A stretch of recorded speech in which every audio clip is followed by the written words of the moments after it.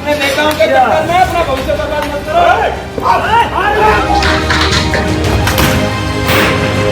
3 motorcycle यहाँ पर दिखाई दे रही है। इसके अलावा ये भी एक गाड़ी यहाँ पर खड़ी हुई थी।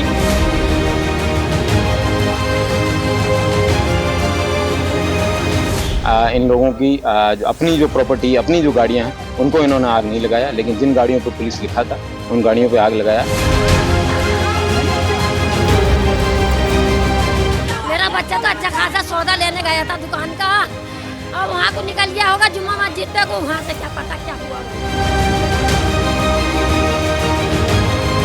संभल की जामा मस्जिद इलाके की छोटी छोटी गलियों की हम आपको एक बार तस्वीर दिखा दें कि इस तरह से पत्थरों से जो है वो पटी हुई है।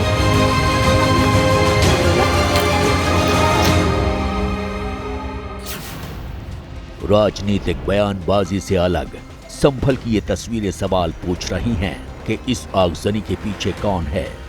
संभल को हिंसा में झोंकने की साजिश किसकी है। संभल की शाही जामा मस्जिद का पहला सर्वे 19 नवंबर को हुआ था, लेकिन उस दिन भीड़ तो आई लेकिन कोई हंगामा नहीं हुआ।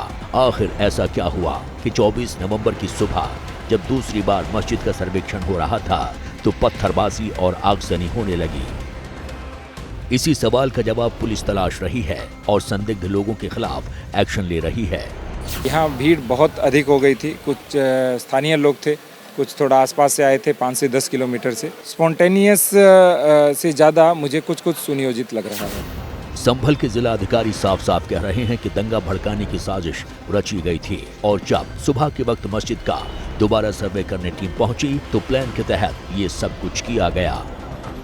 अचानक भीड़ ने सर्वे टीम और पुलिस पर हमला बोल दिया। उग्र भीड़ ने कई गाड़ियों में आग लगा दी। पुलिस ने भीड़ को नियंत्रण करने के लिए आंसू गैस के गोले छोड़े और लाठीचार्ज किया, लेकिन इस झड़प में कई पुलिस वाले भी जख्मी हो गए। वहीं दूसरी ओर बिलाल और नईम नाम के युवकों की मौत हो गई। हिंसा में मारे गए युवकों की ये तस्वीरें हैं। तो 3 ग्रुप बल्कि वहाँ पे थे, 3 तरफ से। उसी बीच में गोली चली। गोली कौन से ग्रुप ने किस पे चलाई, कैसे हुआ, लेकिन उस बीच में जो गोली चली उसमें हमारे पुलिस अधीक्षक हैं, उनके पीआरओ के पैर में गोली लगी। एक डिप्टी कलेक्टर का पैर फ्रैक्चर हो गया उसी हंगामे में। एक सीओ साहब के भी छर्रे लगे हैं और करीब 15-20 जवान घायल हो गए हैं। एक कांस्टेबल के सिर में गंभीर चोट आई है। और इस गोलीबारी में जहां तक अभी तक कंफर्म हुआ उसके हिसाब से 3 लोगों की मृत्यु भी हुई है। उन 3 लोगों के नाम हैं नईम जो कोटकरवी से हैं, बिलाल जो सराय तरीन से है, और नुमान जो हयात नगर सराय तरीन से है। मौके पर मौजूद एसपी पत्थरबाजों को समझाते दिखे। उन्होंने कहा कि कुछ लोगों के भड़काने पर नौजवान अपना भविष्य खराब न करें। अपना भविष्य बर्बाद मत करो इनके चक्कर में नेताओं के, अपने नेताओं के चक्कर में अपना भविष्य बर्बाद मत करो। काफी मशक्कत के बाद पुलिस ने भीड़ को काबू किया, लेकिन तब तक बहुत कुछ नुकसान हो गया था। 3 मोटरसाइकिल यहाँ पर दिखाई दे रही है। इसके अलावा ये भी एक गाड़ी यहाँ पर खड़ी हुई थी, जिसको यहाँ पर बलवाइयों और दंगाइयों ने यहाँ पर जो है वो आग के हवाले कर दिया है। एबीपी न्यूज की टीम शाही जामा मस्जिद के आसपास की जिस गली में गुजर रही थी, चारों ओर ईंट और पत्थर दिखाई दे रहे थे। बोरियों में भर भर कर ईंटें लाई गई थीं। बोरियों में रखी ईंट इस बात की गवाही दे रही हैं कि यह हिंसा अचानक नहीं हुई है। पहले से लोगों को तैयार किया गया था और जगह जगह ईंट पत्थर रखे हुए थे।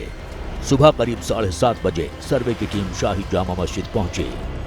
संभल की शाही जामा मस्जिद पर सर्वे का काम चल रहा है। सुबह 7:30 बजे लगभग यहाँ पहुँच गए थे, और यहाँ पर जो शाही जामा मस्जिद है इसका ये दूसरा गेट है, और जो पुलिस सुरक्षा है वो हम आपको दिखाना चाहेंगे कि भारी पुलिस फोर्स जो है शाही जामा मस्जिद के चारों तरफ जो है वो लगाई गई है। यानी सुबह 8 से 9 बजे तक यहाँ पर शांति थी, लेकिन जगह जगह पुलिस के जवानों को तैनात कर दिया गया था। गलियों में भी बड़ी संख्या में पुलिस थी। शायद यही वजह है कि सर्वे की शुरुआत में कोई हंगामा नहीं हो पाया। सर्वेक्षण सुबह 7:30 बजे से करीब 10 बजे तक किया गया, और इस सर्वेक्षण के दौरान सारे फीचर्स की स्टडी की गई, वीडियोग्राफी, फोटोग्राफी की गई, और उसके बाद अब सर्वेक्षण का काम पूरा हो चुका है।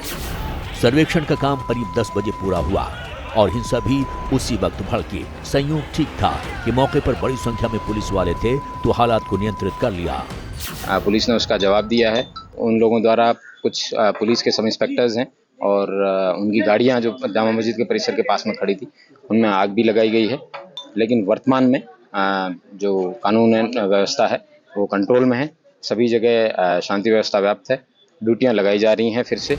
पुलिस का दावा है कि आगजनी करने वाले सिर्फ पुलिस की गाड़ियों को निशाना बना रहे थे। जिस गाड़ी पर पुलिस लिखा था उसमें आग लगा रहे थे।